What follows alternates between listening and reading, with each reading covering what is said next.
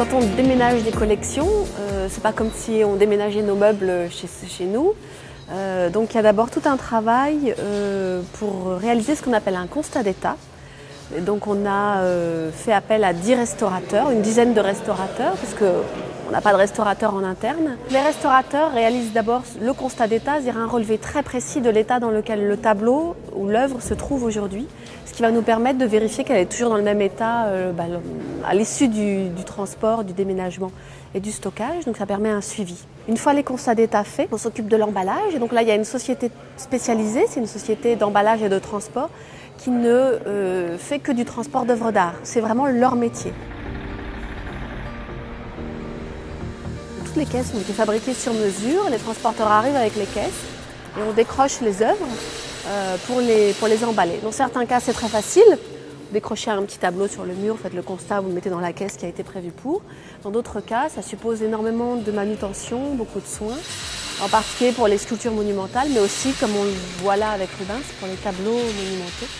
Et donc il faut à la fois un équipement, du savoir-faire et beaucoup de soins. Il faut prendre le temps de mettre en place le chantier. Et bien sûr, on arrive à s'attacher à certaines œuvres, on a des préférences par rapport à certains tableaux ou certaines statues. Quand on connaît la valeur de ces choses-là, on ne peut pas les ignorer, donc on multiplie nos gestes par 2, on fait attention à tout, on calcule tout pour que tout se passe très bien.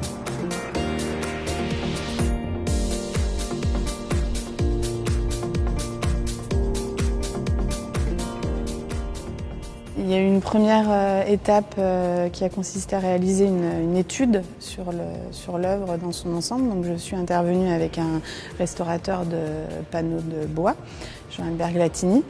Et donc on a passé une journée à observer la technologie du triptyque, ses fragilités éventuelles, pour pouvoir anticiper et donner des préconisations aux transporteurs pour transporter l'œuvre en toute sécurité.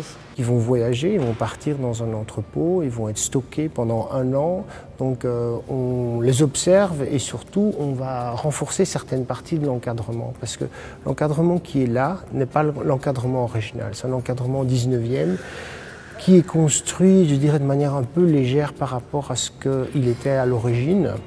Et donc il y a des parties de moulures qui sont vissées, qui sont très très fines. Donc voilà, on va renforcer, mettre des traverses pour que simplement le panneau ne sorte pas de l'encadrement pendant le transport et les manipulations. On sait que Rubens, par exemple, faisait une partie en atelier, reprenait des fois sur place. Donc au moment où on décadre, on peut voir des hésitations, des transformations, parce que ces œuvres étaient peint dans les encadrements. Maintenant, évidemment, les encadrements ont disparu, mais en regardant les tranches, les bords, la succession des différentes fixations, on peut retracer une partie de l'histoire du tableau. Et puis, ces dimensions aussi, on peut changer, donc on contrôle ça aussi.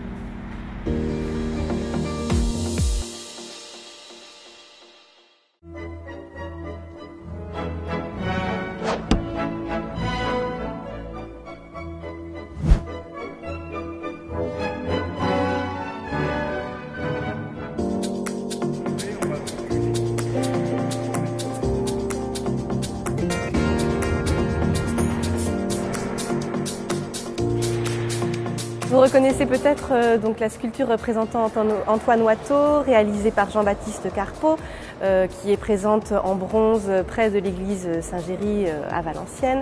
Il s'agit ici en fait du modèle en plâtre original, présenté d'habitude très en hauteur sur le socle qu'on aperçoit encore derrière, et qui donc vient d'être descendu ces jours-ci de ce piédestal par un système de protection, de poulies, d'échafaudage, avec toutes les protections possibles pour ensuite être mise en caisse et emmenée dans quelque temps dans un entrepôt pendant la durée des travaux. Les plâtres sont très fragiles, on peut facilement avoir un éclat, donc effectivement ça nécessite de nombreuses protections, mousse, un papier spécial, etc. Et ensuite les œuvres sont placées dans ce qu'on appelle des caisses écrins en bois et les personnes chargées du transport et de la mise en caisse réalisent des découpes en mousse qui s'adaptent à la sculpture pour les protéger au mieux pendant toute la durée du transport et pendant le conditionnement en entrepôt. On la voit rarement d'aussi près, aussi bas. On peut regarder un peu mieux le visage, le travail très nerveux aussi de Carpeaux sur cette sculpture à laquelle il a travaillé pendant des années et qu'il n'a pas vu achever. En tout cas, il n'a pas vu le monument en bronze achevé, il était déjà décédé. Donc c'est une sculpture très émouvante parce que c'est un lien entre Carpeaux et Watteau qui sont quand même les deux grands artistes, avec Rubens aussi, les artistes emblématiques du musée. Donc c'est vrai que c'est très émouvant de la voir descendre tout doucement de ce piédestal et d'être aussi proche actuellement. Mais on a hâte de la retrouver, bien sûr.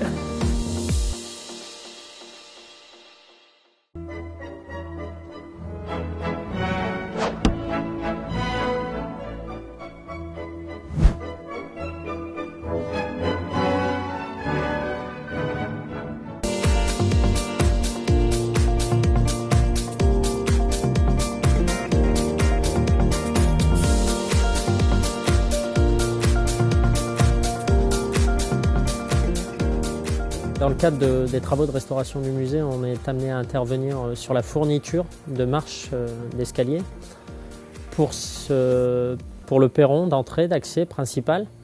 Donc les affres du temps ont fait qu'il s'est dégradé, aussi bien en aspect de surface qu'au niveau des fondations. Il a été décidé de le déposer, de le reposer, tout en procédant à la refabrication de certaines marches qui malheureusement étaient trop endommagées pour être réutilisées telles quelles. Donc il y a déjà toute une partie diagnostique qui est faite avant le démarrage des travaux. Pendant que les équipes de maçons sont occupées à déposer le précédent escalier et à faire les fondations, nous, au fur et à mesure de leur avancement et de leurs besoins, en parallèle, on travaille sur la fabrication des nouvelles marches. Nous sommes plus particulièrement spécialisés dans le travail traditionnel de la pierre bleue du Hainaut, donc la pierre bleue locale. C'est une roche sédimentaire calcaire qui était beaucoup utilisée dans la région, essentiellement dans la construction extérieure, mais aussi dans les revêtements de sol intérieur pour sa très grande résistance, une absence quasiment totale de porosité, donc un matériau qui, comparé à d'autres pierres, résiste très très bien au gel. Donc il n'y a pas de fissures ou d'éclatement au gel qui vont se produire. Donc c'est pour ça qu'on peut réutiliser des pierres qui sont là depuis 150 ou 200 ans. Souvent, elles sont un peu dégradées visuellement sur l'aspect, sur quelques millimètres, mais sinon la structure est vraiment très pérenne dans le temps. On travaille vraiment en coordination quotidienne. En même temps, on précède de 2-3 jours la fabrication avec leur pause. Sur les parties restauration, elle sera essentiellement faite in situ pour avoir une uniformité d'aspect. Donc, c'est-à-dire que les anciennes pierres vont être posées à côté des nouvelles et ensuite il y a un gommage ou un hydrogommage qui est fait à la fin pour dire d'avoir une uniformité d'aspect et de rendu visuel. Le but il est de ne pas refaire un escalier neuf mais essayer de réemployer le maximum de pierres qui peuvent l'être, tout en également assurant la sécurité des visiteurs, puisqu'il faut quand même quelque chose qui soit très accessible et des marches bien droites. Et le but là est de tout bien redresser et de tout refixer pour repartir encore pour 30, 40 ou 50 ans, hein, le plus longtemps possible.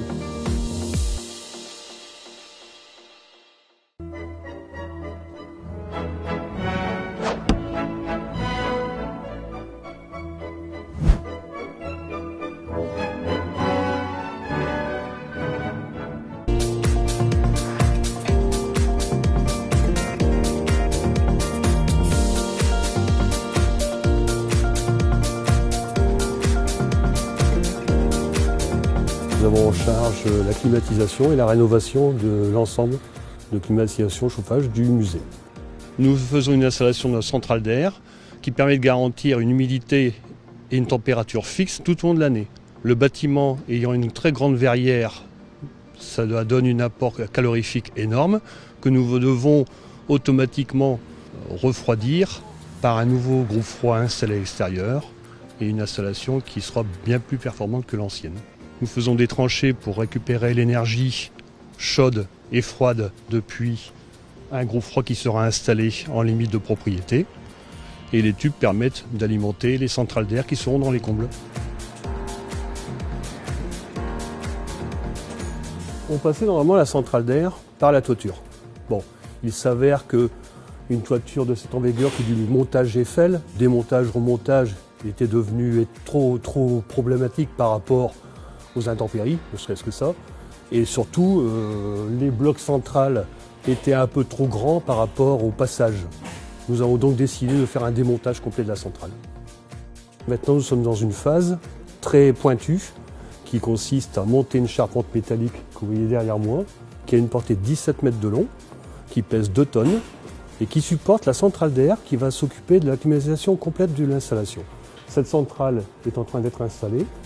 Elle fait 2 mètres par 4, pour une petite idée. Elle est arrivée en pièce complète en bas.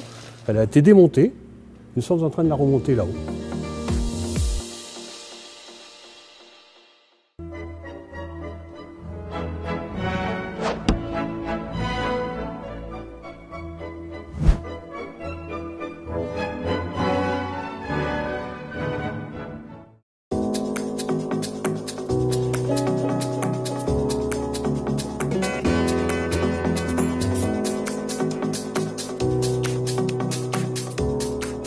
Un gros chantier puisqu'on a une surface globale, nous en parquet, de 1400 mètres, donc répartie en 10 salles. C'était pas simple puisqu'il a fallu tout déposer. On avait donc un ancien complexe, mais comme il se faisait il y a 60 ans, 70 ans, je ne sais plus exactement quand remonte la réalisation. Et donc, après évacuation, il a été recoulé une chape ciment pour retrouver un support, on va dire, cohérent et conforme à ce qui se fait aujourd'hui, et ce qui nous permet aujourd'hui de pouvoir reposer un parquet identique à l'existant, puisque c'est exactement le même, mais par contre avec une pose beaucoup plus moderne et surtout beaucoup plus confortable au marché, et également en sonorité, puisqu'on n'aura plus de vide d'air comme il y avait avant, et donc plus de résonance.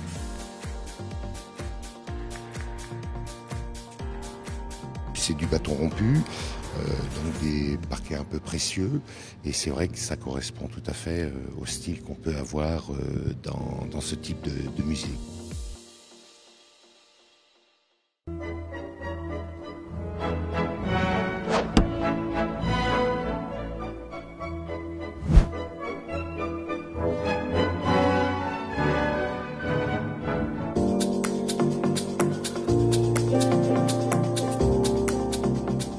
L'éclairage muséographique, c'est appelé à une concentration. C'est interpeller effectivement le regard, interpeller l'observateur en disant voilà, on a envie de vous présenter dans un cadre et dans un contexte bien défini l'œuvre d'un artiste. Donc on comprend dès lors que la responsabilité de l'éclairage est très très importante. Alors en général, comme je disais tout à l'heure, on va essayer d'être le plus neutre possible, de ne pas amener forcément une intention et de dramatiser trop ou d'une façon, on va dire, qui serait inappropriée la façon d'éclairer l'œuvre. Donc c'est mon point de vue, mais il a été partagé ici, on va dire, par la conservatrice de l'époque, Madame de Lapierre. Après, on a aussi le droit, je pense, de rééclairer des œuvres avec un peu plus d'intention, un peu plus de dramaturgie. C'est pas ce qu'on a cherché à faire ici, c'était vraiment redonner, avec les outils contemporains dont on dispose aujourd'hui, une lecture la plus ouverte, la plus neutre possible, et aussi la plus lisible et la plus, d'un point de vue du confort visuel, la plus appropriée par rapport à l'espace et par rapport au volume.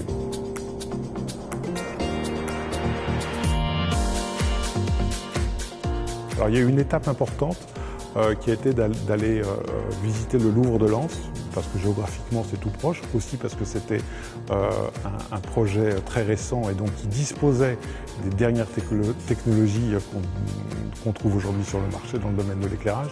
Et il faut savoir que ces technologies ont énormément évolué dans les 3-4 dernières années. On a une chance inouïe, de vivre, j'ai envie de dire, cette presque révolution dans le domaine de la lumière. Donc je parle évidemment, vous l'aurez compris sans doute, de la LED. On peut effectivement la graduer. La LED consomme peu. La LED offre un très bon indice de rendu des couleurs. La LED peut générer des photométries très serrées comme très larges, voire asymétriques. Donc c'est vrai que c'est un outil pour nous très très intéressant.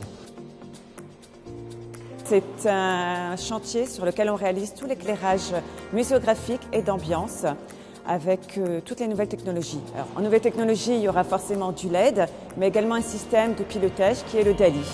Mais surtout l'innovation de ce chantier, ça sera le pilotage via une tablette tactile de différents scénarios d'éclairage que l'exploitant pourra à son gré choisir.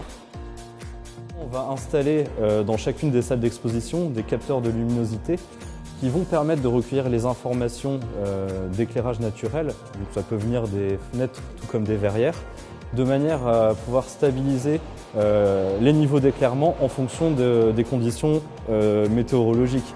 Et on pourra également prévoir des scénarios préenregistrés en fonction des différents événements.